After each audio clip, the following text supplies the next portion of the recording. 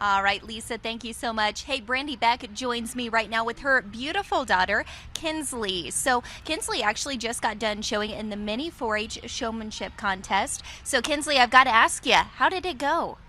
Um, it was really fun and pretty good.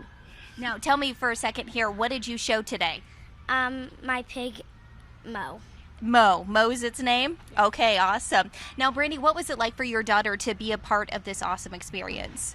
It was awesome. She has an older brother that this is his 4th year in 4-H, so it gives her a little bit of a reason to be out in the barn and help more and learn what it takes and get a work ethic and build some confidence before next year. Absolutely. And kind of walk me through what this program is in general for people who might not know anything about it.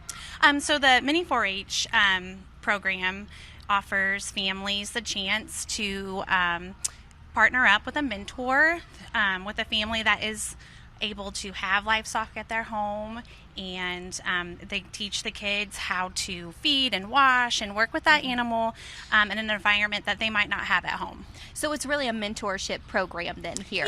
Yeah, of course. Absolutely. So, Kinsley, real quick, what are some of the things that you've had to do to take care of your animals?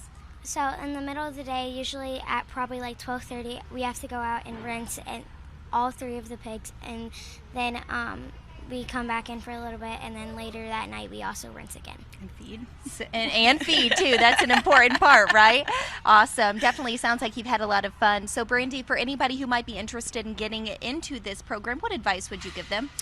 Sign up, ask questions. Enrollment's open from October to January, so plenty of time to reach out to other families and try to get somebody to help you and your child. Absolutely. And you mentioned, too, you have another child that's actually in 4-H, Yes. too. So we're definitely a big 4-H family then here, it sounds like. Yeah, we have 4 kids, and the plan is and the hope is that they all come and do this, and it builds confidence and motivation and a good work ethic that they'll need down in line. Absolutely. Well, thank you guys so much for joining me here. And hey, I look forward to seeing you out in the show arena someday, okay?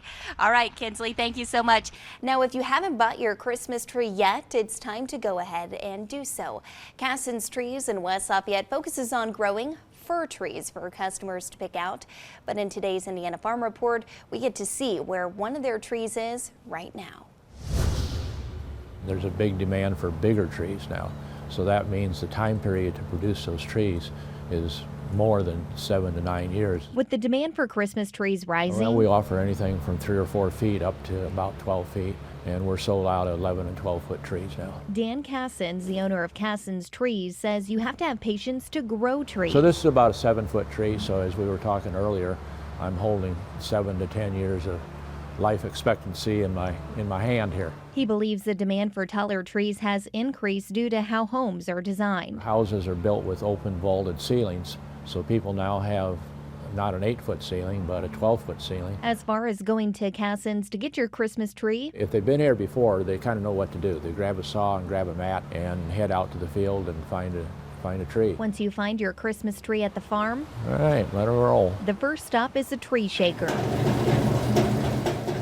Takes out all the dead needles and leaves and miscellaneous things that have gotten in the tree over the years. Casson says customers can also choose to have their tree wrapped. There are balers behind me here that they just take the tree and pull it through.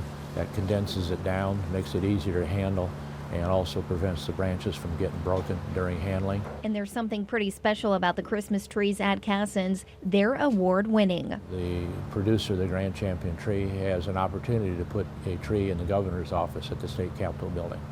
And we won that contest this year, so we were excited about doing that. Cassons Trees took home the award of Grand Champion Tree for the 4th time at the Indiana State Fair. So if you head to the State House, that's where one of the trees is now. It's about a 9-foot tree, and prep it just like we had explained earlier.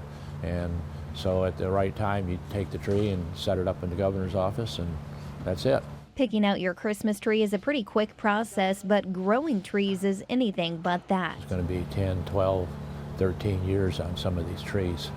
So it's not something that a grower can do overnight.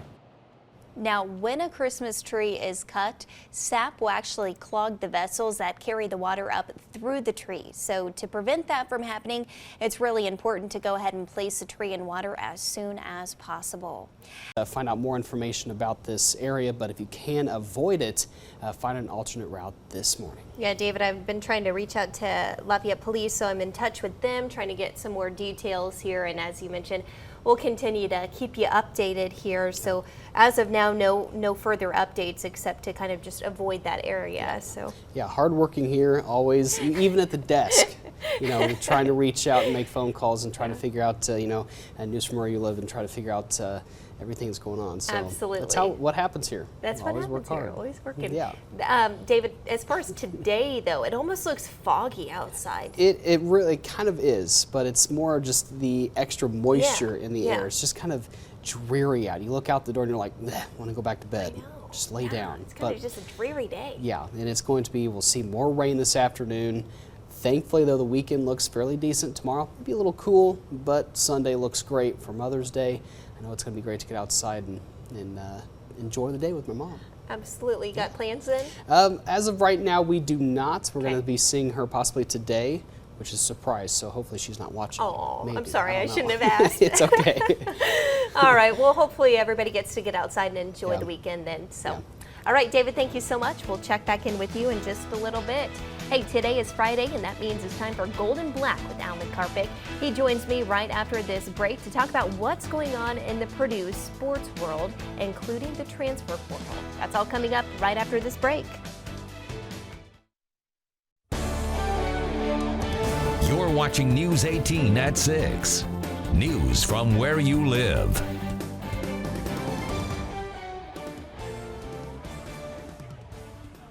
Good evening, I'm Jeff Smith. And I'm Marlee Thomas. Man, we are so excited to be here on the north end of Ross-Ade Stadium for the Boilermakers season opener tonight. So we have a jam-packed show to get to right away. So Jeff, a lot going on here. Yeah, a big crowd expected tonight as well. And one of Purdue's all-time biggest stars is on campus for tonight's home opener. Maddie D'Addario is live now to tell us about it. Maddie? Yeah, Drew Brees is in town ready to cheer on the Boilermakers against